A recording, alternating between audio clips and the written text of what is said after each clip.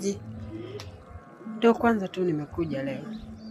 Kuna mambo fulani hivi hajaenda vizuri, nikasema ngoja niende sehemu nikakae iliyotulia ili nipunguze mawazo. Nafurahi sana kukufahamu Juma.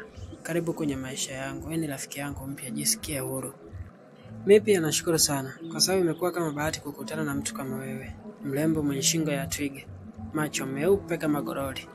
Kiukweli nimeenjoy kukutana na wewe. Hata mimi nilikuwa na mawazo, na hii ndio sehemu yangu ya kila mara nakujaga hapa kupumzika nikiwa kuna jambo linanisumbua. Nakuja hapa kupumzika na kupoteza mawazo. Leo nimekutana na surprise kubwa sana. Huenda Mungu amenipangia leo nikutane na mtu mrembo kama wewe. Umeumbika wewe mtoto. Acha tu. Naona umeanza kuchangamsha game. Hapana jamani, lakini tu sifa zako zinaelezeka. Kiukweli nimetokea kuvutiwa sana na wewe. Ila sina maana nyingine tofauti na hapo. Ninafurahi kuwa rafiki yako. Vizuri jamani. Umenifanya nifurahi. Sijui ni nani tu alinishawishi kuja huko. Lakini najisikia pia ni mwenye bahati. Nimekutana na wewe, ninasahau yote yaliyokuwa yananisumbua. Vizuri sana. Nimefurahi kukutana na wewe. Basi mimi naomba nikuage jamani. Tutakutana siku nyingine kunako majaliwa. Bye.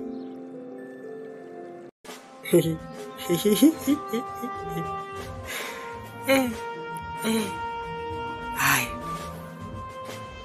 Kukutana leo tu sijui ndio kashaanza kunipenda. Haya. Hili ni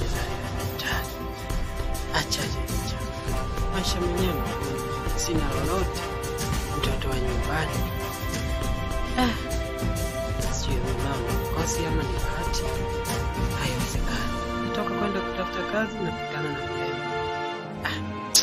Sijui ni nini tena kilinishauri kuja kupumzika. Ningeenda mjini singekutana na hili. Basi. Saizi acha nirudi nyumbani kwanza nipumzike. Shaga ili kwenda mjini. Safi. Nina bahati kweli. Mzee hata hayo. Sasa badala kwenda kwa shangazi, wakati wangu wa kuingia ndani kulala na kupumzika. Acha nikajifungie tu. Hata bado yule mtoto anajirudia kwenye akili yangu. Sijui nikilala nitamuota au nijipe mawazo tena nirudi kule pengine nitamkuta. Lakini hapana. Acha tu nikalale.